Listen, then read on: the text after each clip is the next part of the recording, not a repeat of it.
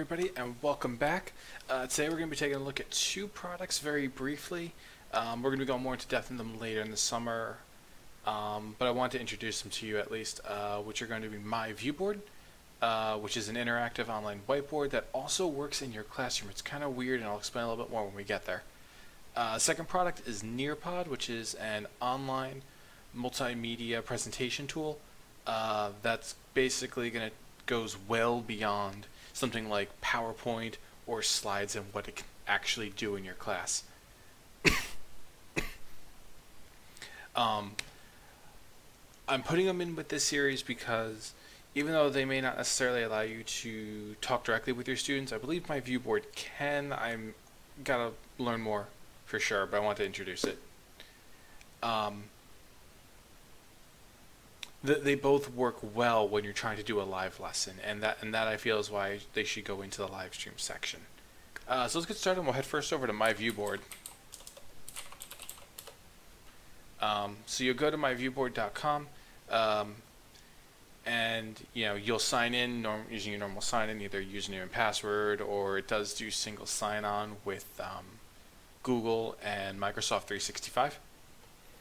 You'll come in. This would be your welcome screen. You see here it's got a bunch of options for how to start a lesson. It's got a lot of resources that you can utilize to learn more. Along the top you also have a lot of options here of joining sessions, throwing to a board and all that. But it's all really nice. To start your session you can either use Classroom or the whiteboard option. I'm going to pick the whiteboard. They're more or less the same. I'm not sure what all the differences are. Classroom was a new thing from the last time I looked, so I don't know what all that entails. But you come over to the screen, you'll see you've got a list of users. You can enable their ability to draw on the screen or disable their ability to draw. You can break them up into groups called huddles, and then have each huddle work on an assigned project of your choosing, and they will work collaboratively with it. You've got a bunch of other tools here on the side of your toolbar, accessing files, online capabilities, and again, we'll go more into that later.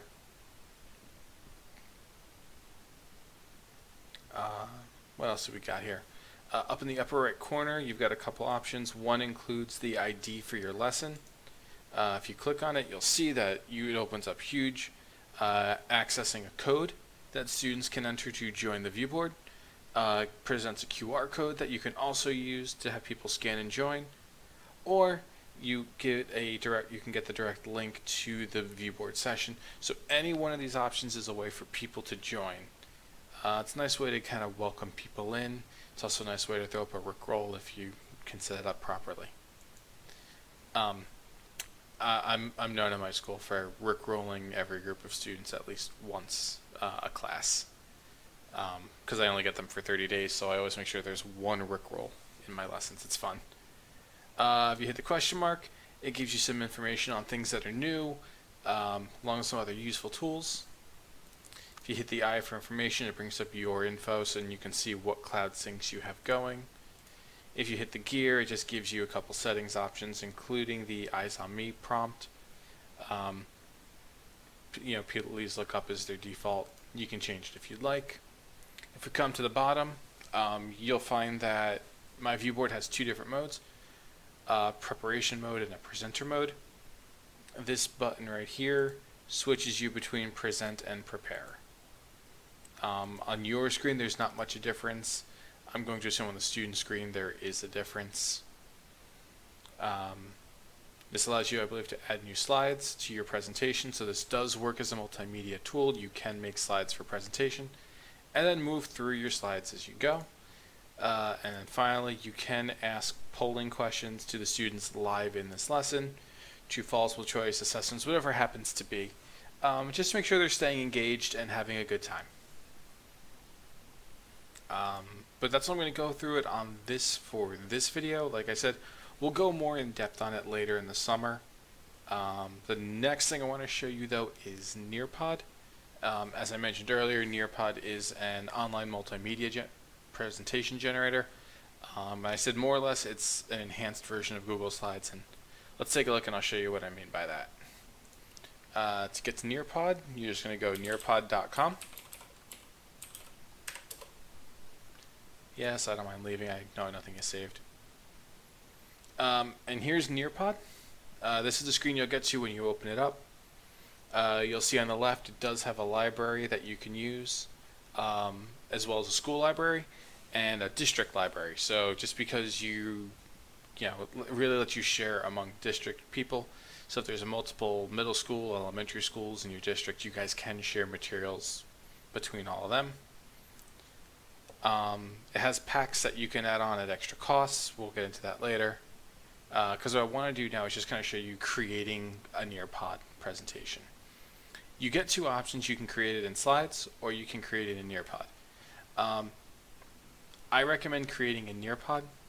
You can always insert a slides presentation into Nearpod, which I think is actually pretty cool.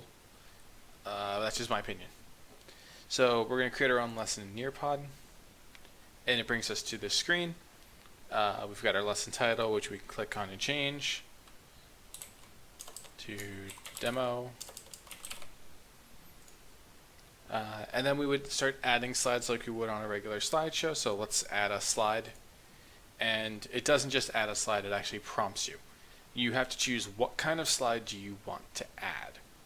You know, are you adding a video? Are you adding a basic slide? Is it web content? Are you adding a PDF? Graphing calculator, which is fantastic, all you math people out there. And if this isn't what you're looking for, you can also add activities to this. Things like time to climb, which is a competition game between the kids who can climb the highest in a set period of time. Drawing things, so you can ask the kids to draw models, things of that nature. You can give them a quiz. I like them because they're really nice when you want to assess what they learned, especially if you had them doing a student-paced lesson, and we'll cover that in a second. Because you're doing a flipped classroom activity because they're coming in tomorrow. This becomes a really nice way to help better prepare the lesson for the next day.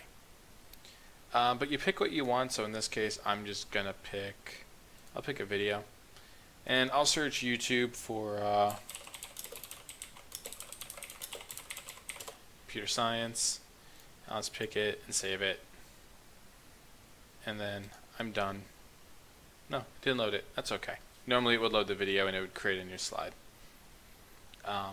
But once you create it, you then want to share it with your students. And they give you two ways to do that. If you mouse over any lesson that you've done, you'll see that it says, once you've saved it, you can present it as a live lesson or a student-paced lesson.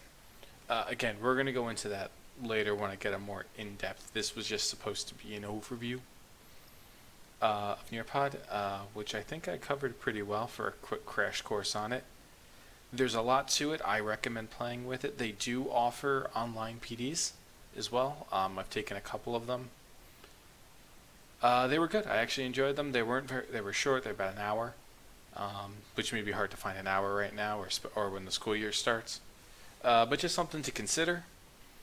I'm looking forward to next week with you guys as well. Next week we're going to be taking a look at Google, but some of the less used Google tools and features that people utilize, mostly because, well, they're underutilized and I want people to be aware of them. I think a lot of them are very helpful, but people don't know about them, so they don't tend to use them. All that being said, I hope you guys enjoyed this little preview. Class dismissed.